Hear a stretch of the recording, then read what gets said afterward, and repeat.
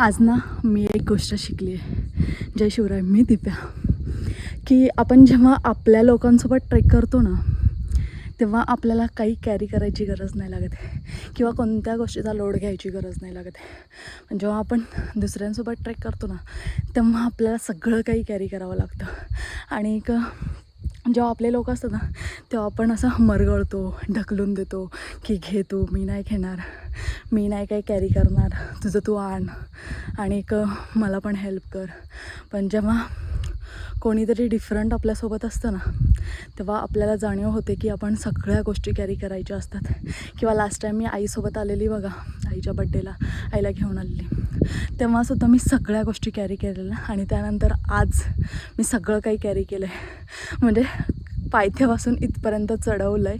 नाहीतर मी कधीच कोणती गोष्ट घेऊन येत नाही. स्वतःची बॅग, स्वतःचे कपडे, जे लागणाऱ्या गोष्टी आहेत त्या, आणि बाकीच्या गोष्टी सगळ्या दुसऱ्यांवर अवलंबून असतं की तिकडे टेंट भेटेल, तिकडे म्हणजे ज्या गोष्टी मला गरजेच्या आहेत आणि मला ज्या हवं आहेत, म्हणजे हवेत, ज्या मला दुसऱ्यांच्या नको असेल त्याच गोष्टी मी घेऊन येते.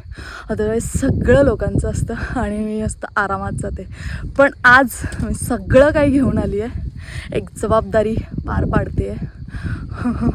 चांगलं वाटतं आहे. आणि वाटतं म्हणजे असं की आपण कधी कधी असं दुसऱ्यांवर अवलंबून राहतो की आपण नाही करू शकत, किंवा जेव्हा ते लोक सोबत असेल तेव्हा आपल्याला असं वाटतं की आपण नाही काय घेऊ शकत, आपल्याला दम लागतो. मग आपण नाटकं करतो की नाही बाबा, थांबूयात, चढूयात. पण आजची सिच्युएशन जरा डिफरंट आहे. सगळं काही आपल्याला स्वतःला करावं लागतं आणि ती भूमिका आपण चांगली निभवतो आहे एक ट्रेक लीडर म्हणून. आणि खूप चांगलं पण वाटतं आहे. आणि म्हणजे काय असं नर्वसपणा नाही आहे, मला उलटं चांगलं वाटतं आहे की मी नेक्स्ट टाईम माझ्या आईला वाटेल तिथे फिरू शकते किंवा माझ्या भाचीला वाटेल तिथे फिरायला नेऊ शकते.